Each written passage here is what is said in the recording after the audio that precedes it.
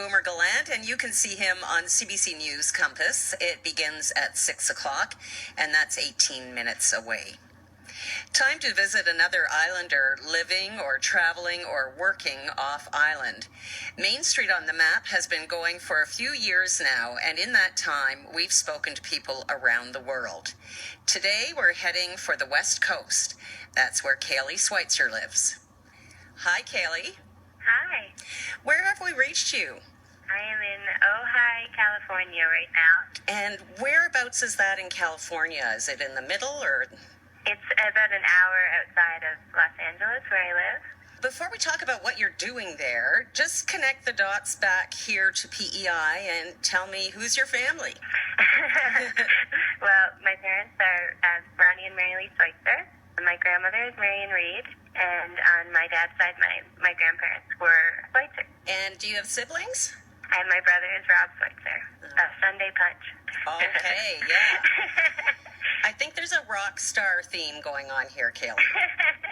Your father performed with Haywire, is that right? Yes. And are you married to a musician as well? I am.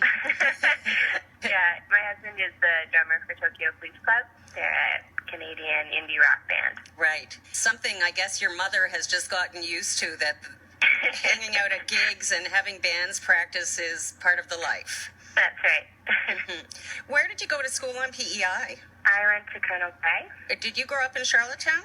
I did, yeah. I went to West Kent, and then to Queen Charlotte, and then to Colonel Bay. And after that? And then I went to Mount Allison University for my bachelor's degree. And then I went to St. Thomas University for my Bachelor of Education. And then I moved to Toronto for a few years and worked with Meet a Wee and Free the Children doing youth leadership programming. And then I went to Boston and went to grad school at Harvard. I did a Master's of Education in Counseling. You went to grad school at Harvard. Uh-huh.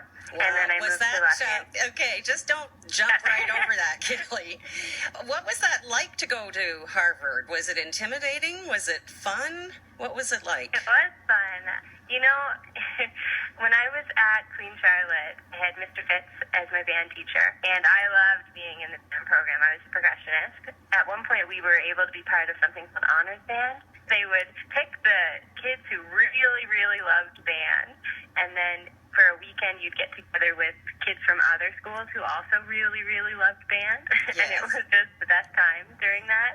It was amazing to me to be in an environment where everybody came ready to practice. They knew their parts. They were listening. That's how I felt at Harvard. Everyone showed up wanting to be there, really grateful to be there, having done all the readings and ready to talk about stuff. What field were you looking to work in? Education, youth development. I love teaching. I'm teaching kindergarten right now at a progressive school in Los Angeles. I like anything with social emotional development, anything around helping kids reach their full potential. And so how long have you been living in LA? This is our second year here, so about a year and a half, yeah. And are you enjoying it? Well, we love it. It's amazing how at home we felt really right away.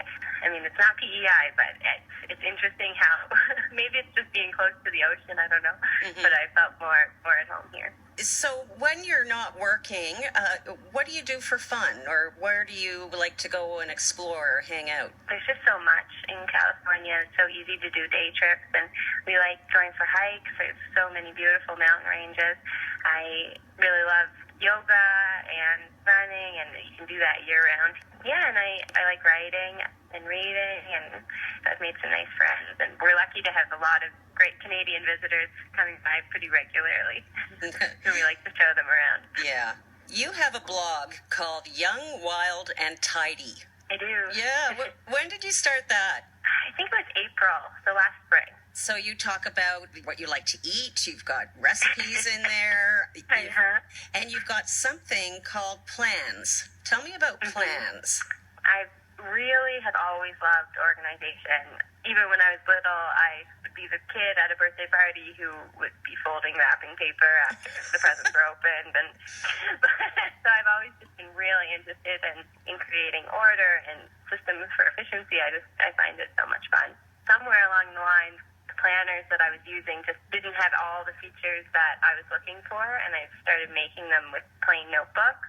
And then when I moved to LA, I had a friend, her partner works in like design, and so he told me that it would be pretty doable to take what I was doing and turn it into something for print. And that I was like, wow, I would love to have an actual copy of this just for myself to use. And then decided to go ahead and make a bigger print order because maybe other people would like it too. So then Sean, he owns Quick Copy from PEI.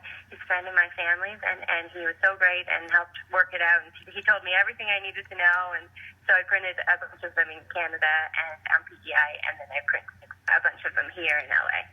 And so are people finding out about plans, and are they using them? And what kind of feedback are you getting? It's been really exciting. The only thing I can compare it to is how I assume musicians feel when they're at a concert and everyone's singing along to a song that they wrote.